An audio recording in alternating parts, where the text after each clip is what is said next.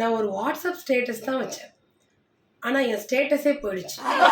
ஒன்றும் இல்லை ஃப்ரெண்ட்ஸ், நான் சொந்தமாக சம்பாதிச்சு ஒரு புது கார் வாங்கினேன் அப்படின்னு சொல்லிட்டு ஒரு ஸ்டேட்டஸ் வச்சேன். 200 பேர் பார்த்துருக்கானுங்க. ஓகே, அடுத்த நாள் பார்த்தீங்கன்னா திடீர்னு ஜுரம் வர மாதிரி இருக்குது, வராத மாதிரி இருக்குது, தலை வலிக்குது, என்ன செய்யுதுன்னே தெரியல. நானும் போகாத டாக்டர் இல்லை, 2-3 டாக்டர் பார்த்தேன்.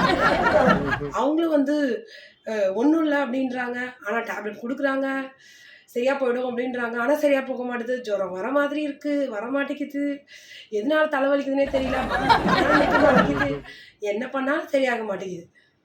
சரின்னு சொல்லி ஊரில் எங்கள் பாட்டி சொன்னிச்சு, வாடா நான் உன்னை கூட்டிகிட்டு போய் வெத்தலையில் மை போடுறவர்கிட்ட காமிக்கிறேன், அவர் ஏதாவது இதுக்கு ஒரு தீர்வு சொல்லுவார் அப்படின்னு சொல்லிட்டு.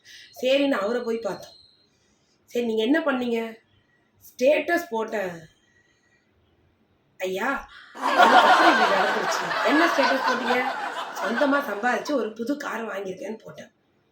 அப்போ முள்ளால் தான் எடுக்கணும். நீங்கள் என்ன பண்ணுங்க, போயிட்டு வீட்டுக்கு போயிட்டு நான் வாங்கின காரு ஆக்சிடெண்ட் ஆகி டேமேஜ் ஆகிடுச்சு, எனக்கும் அடிபட்டுருச்சு அப்படின்னு ஒரு ஸ்டேட்டஸ் வைங்க அப்படின்னு சொன்னார். வாட்ஸ்அப் ஸ்டேட்டஸ் வைங்கன்னு.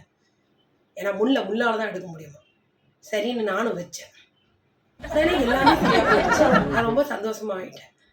ஏன் அப்படின்னா, வச்ச உடனே எல்லா சொந்தக்காரனும் பார்த்துட்டான். அதே 200 பேரும் பார்த்துட்டாங்க.